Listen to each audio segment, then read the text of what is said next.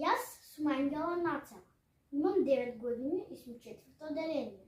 Денес ќе ви раскажувам книгата Нук на вештерките, плаши мачка од Джеронимо Стилтон.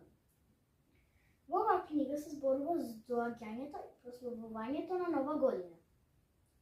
Главни ликови во оваа книга се Теја, Джеронимо, Трампола и Бенџамин Стилтон и една девојка која што се маскирала во вештерка за време на Ноќ на вештерките.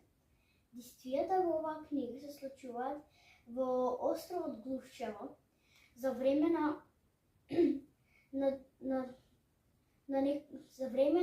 доаѓањето на Ноќ на вештерките.